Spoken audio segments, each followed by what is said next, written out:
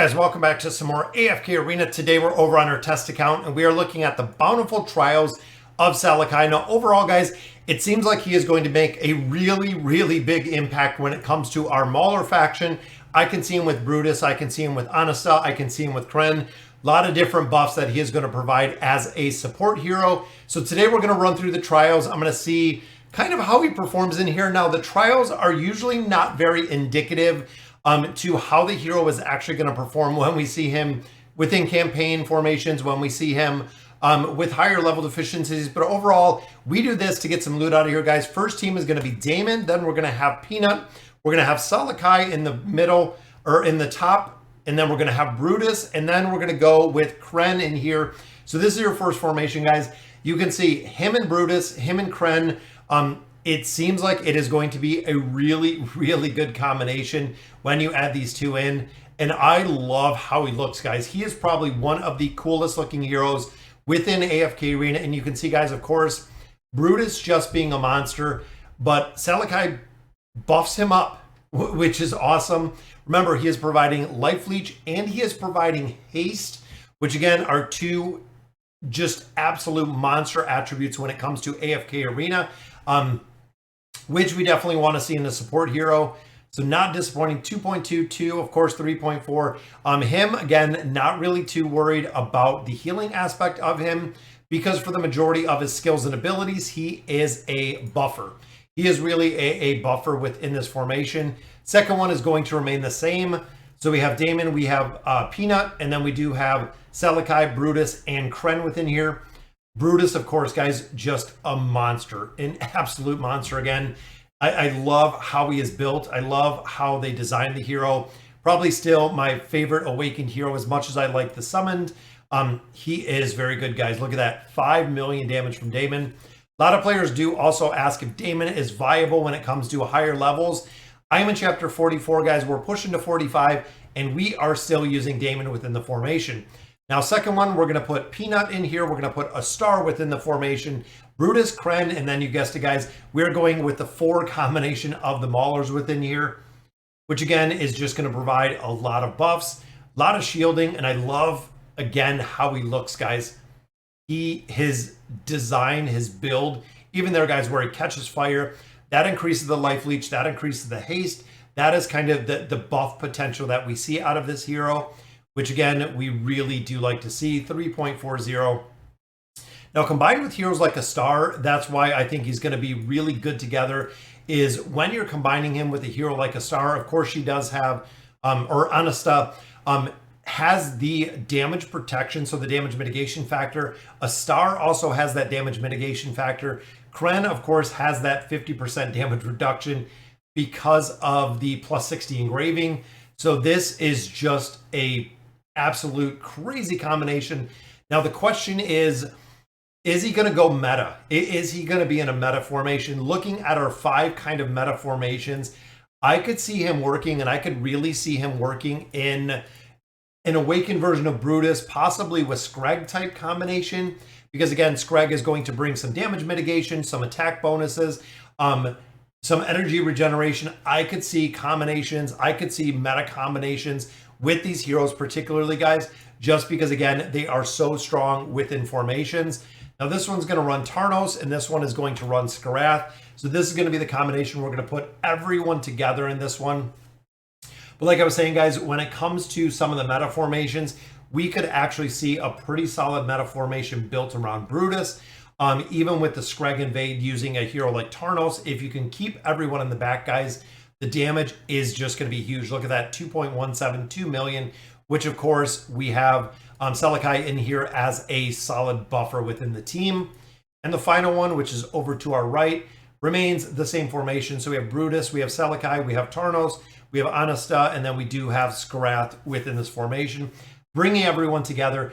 Now, I like the Skarath Brutus combination. I think it's a pretty strong combination, just for the simple fact, guys, that you're bringing the heroes together. And that is what Brutus does. Brutus will bring all the heroes together. And of course, guys, Tarnos, 5.56 million. He hasn't made it into meta formations, but as far as PvP comps, he is super strong, guys. So that'll do it for our trials. I'm going to run through his skills and abilities like we always do after this. just really seeing and showcasing what he looks like. So overall, guys, this is the big one, is the life leech, not so much, but the haste. Now, you can increase, the lower the target's health percent, the greater the increase of life leech and haste. Now, that is really important, guys, because if your heroes are all completely full, this is going to have less of an impact than if the increase is the highest when the percentage is at 50.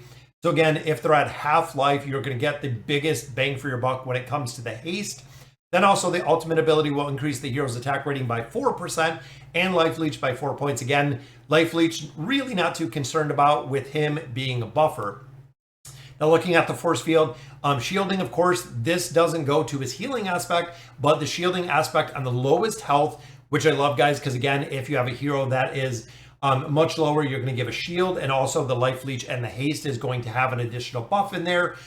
Want to make sure that you're keeping these up. And also it does have a knockback in there, which I definitely like. Terrified, crowd control in there, which again, I absolutely like. It is a really, really cool ability.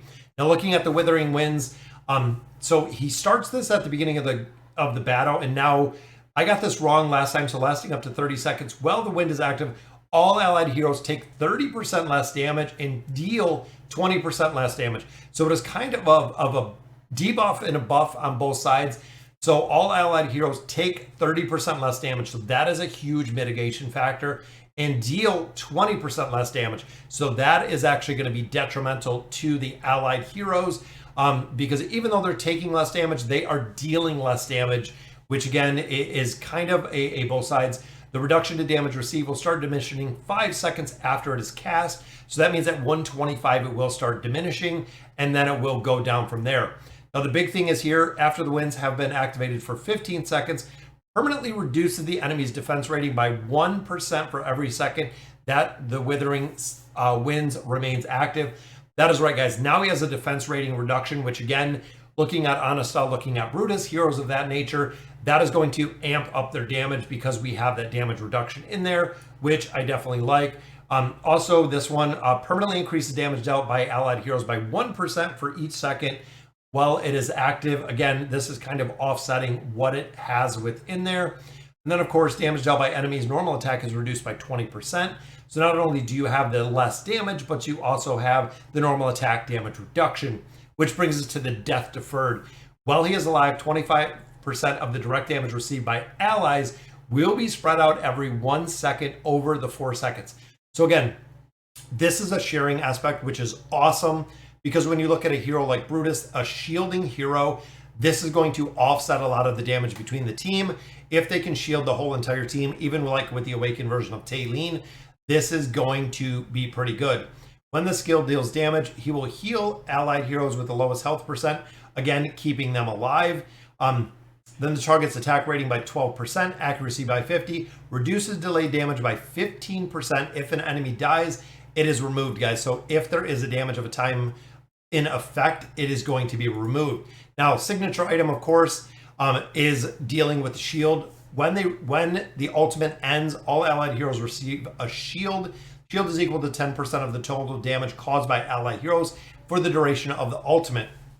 Now, thinking of that, guys, so the more damage that you're dealing, the more this is going to be, which is awesome. Shield cannot exceed. It is capped, though, which I don't like. Then it goes to 15, then it goes to 20. The plus 30 signature item, if he receives damage that exceeds 30% of the current health, damage will be negated at the cost of 1 soul vessel, which we've seen those above his head in the little trial right there.